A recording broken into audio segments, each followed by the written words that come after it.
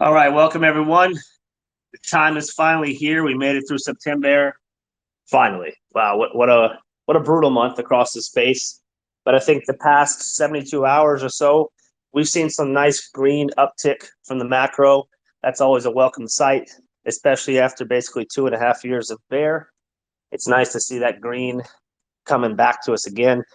And I'm pretty optimistic that we can take a little bit of that and make our own green, especially as we put this process behind us.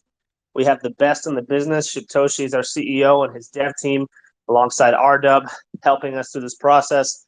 It's nothing to worry about for us. It's another day at the office. And there's been a lot of preparation so that this goes very smoothly. We've contacted all the exchanges, BSC Scan, Etherscan, CMC, CG, all the little small sites, you name it. We've thought of it. This is not our first rodeo.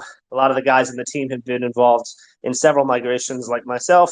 A lot of times migrations will spook people just because it's money moving, right? It's money moving. Liquidity is moving. That's what's happening. So it naturally scares people. But it's one of the most simple things to do. In fact, it's much more simple than what we had to go through on the ETH contract and the ILO process. That was much more in-depth and complex than this.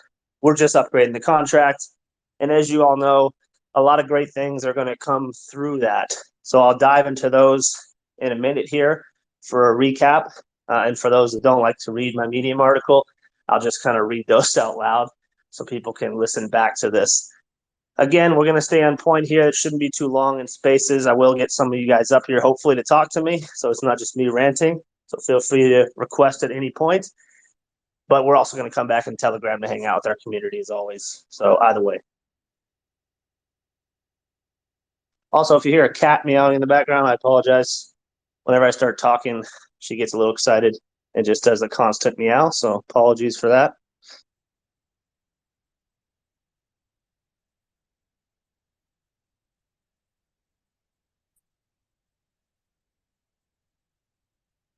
All right. So before I dive into the migration upgrade benefits and how the process will work, I have to point out that staking, the rewards, has just ended. After 16 months of staking, we have finally reached the end. I think a lot of people in the SquidGrow army were able to take advantage of some incredible APR. Shibtoshi was, in my opinion, very, very generous through that period. And a lot of us here were able to grow our bags tremendously as a result. So we thank him for that. But as we've touched on in the chat recently, staking is not something that's designed to be permanent. It's implemented for several reasons, but it's not a permanent effect. We, of course, do not mint tokens at SquidGrow. We have a finite supply. And when you run out of supply to give away, you have to end it. And as we were nearing that point of our finite tokens that we had to give away, that's the main reason that we've had to stop it. And that's very important for us to have tokens to work with. Because, of course, we want to target tier one exchanges. We want to get our bridge back up and running. So we need some tokens to make everything work. And so it's a new chapter, no staking going forward. But I hope that some of you here listening were able to take advantage of that, because it was pretty incredible what we did for 16 months, offering that high of APR through the bear market. That's a ton of money that was given away to our holders and our loyal OGs from the beginning, and incredible opportunity in that. But all good things must come to an end. And as I've said before, too much of a good thing can become a bad thing. And that's the case with staking. If we'd kept it going, we would have run out of supply, and we need that supply. Not only that, over time, staking can add sell pressure. So you can't just constantly give away free money over time infinitely. There's got to be an end to it. So this is a new chapter for us. I actually look at the staking chapter closing as being very bullish, because now people have to buy their tokens. So more buy pressure. I think that's always a good thing. And again, guys, before I continue my rant, feel free to come up. I know for the audience out there, just listening to one voice, it can maybe put you to sleep a little. So don't be shy. I see you, Huntsman, Bad Anthony, Big Kid, Sam, Maida, Parker. You guys are all welcome to come up at any point. Anyone that requests, I'll get you up here.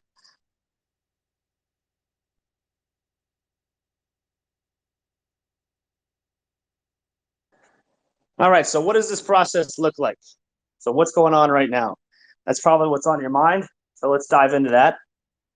So basically, the snapshot was already taken at 3 p.m. Pacific time, which is about 5 minutes ago.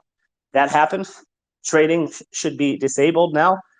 The liquidity will start to move. This is a pretty heavy process as far as the data that's getting moved, because we have 20,000 or so holders on the BSC side that are going to be airdropped their tokens. So the tokens that you're getting are 1-to-1.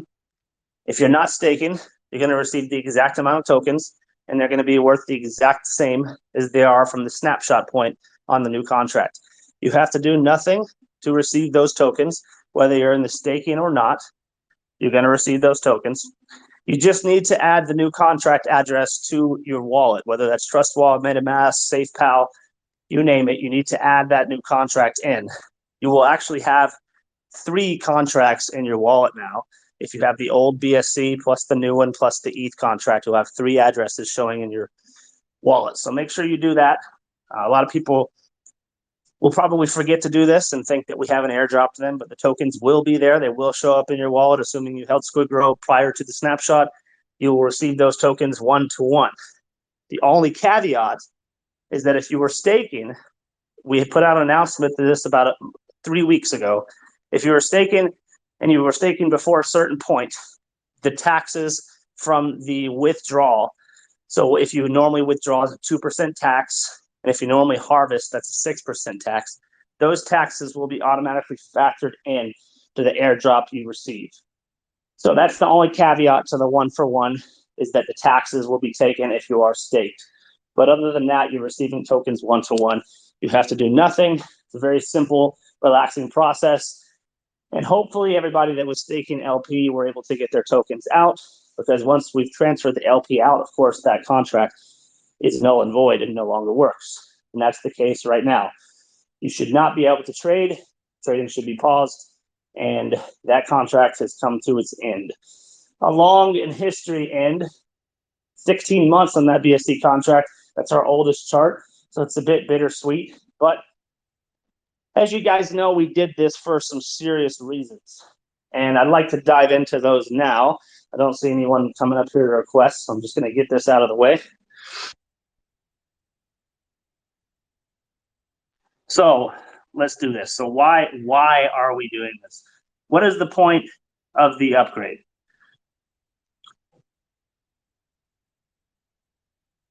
And 1 second, I'm just getting a DM from Sam. Let me see. Someone's in TGVC. No, we're good. All right, apologies.